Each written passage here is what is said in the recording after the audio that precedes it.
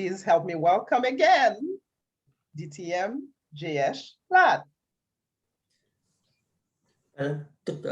Toastmaster, fellow members, and possible guests, Maria Anthony will be speaking from the Pathways called Innovative Planning, project number 3 or level number 3, space number 16. Know your sense of humor. The purpose of the speech is to deliver a speech that includes at least one anecdote or story intended to entertain or bring humor into the presentation. The timing of the speech is 5 to 7 minutes. Back to you, Madam Toastmaster. Thank you, DTM Lad. Maria Anthony says that one way she elevates conversation is by understanding the other person's perspective, even if it differs from her own. Please help me welcome Toastmaster Maria Anthony, A.V. John, the legend. A.V. John, the legend, Toastmaster Maria Anthony.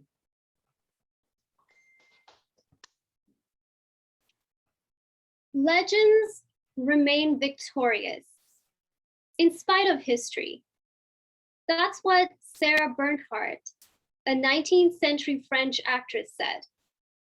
Sometimes you might get a glimpse into them in real life, but the stories about them that live on after they died is what makes them a legend. My grandfather, A.V. John, is a legend. No, not like Robin Hood or King Arthur. No. Far from it, far from it. A.V. John was born in India in the 1930s.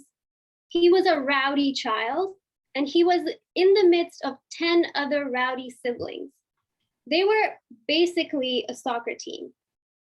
But then his mother died when he was at a younger age, and his father married another woman who had 10 other children of her own. So now they basically had another team to play soccer with.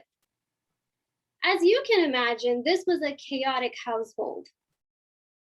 But these children were notorious.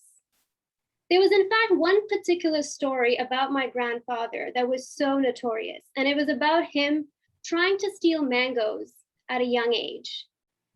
Legend goes that down the street from where they lived, there was a house that had delicious mangoes.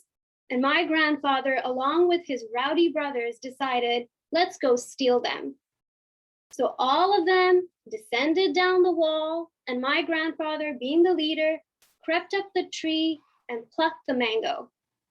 No sooner had he plucked the mango, a young girl from inside the house yelled, "Mango thieves! Mango thieves!"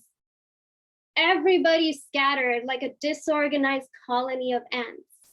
And my grandfather tried to as well. But before he could, that young girl's mother bolted out the house, picked up a stone, and threw a perfect shot at my grandfather's leg. While my grandfather could escape, he limped all the way home.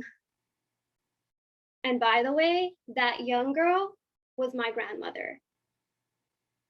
Now, his childhood was chaotic, but his adulthood was even more chaotic, with one particular story causing a sensation in the entire village. My grandfather worked as an engineer at the Public Works Department, where they constructed roads and bridges for the village. Legend goes that the Public Works Department had a particular project where they had to build a bridge across a river. It was a very small, simple bridge, nothing too crazy. My grandfather was one of the engineers on that. After months of construction, they finally finished the bridge and they were ready to celebrate. But then a couple of days later, they opened the newspaper and read the headlines. A bunch of children jumps off the bridge because Public Works Department bungles construction. So what had happened was a bunch of children were crossing the bridge and they were returning home from school. When they were in the middle of the bridge, they noticed a bus approaching. The bus was speeding and was already inside the bridge when the children realized there isn't any room for the bus and them. One of them had to go and the bus was not slowing down.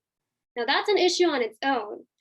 So what did the children do? They dropped their bags and jumped off the bridge into the river and swam to the shore. Now, luckily, none of the children were injured. There was no harm. Everyone was fine because it was a very small bridge.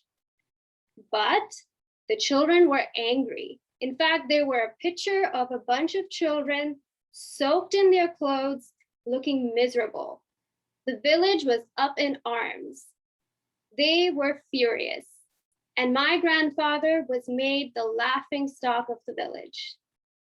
But my grandfather had thick skin. He was able to take the shots.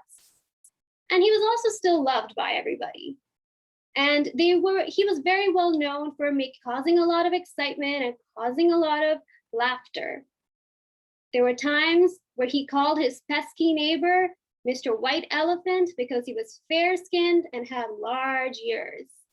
There were other times when he called his wife affectionately, that wicked woman.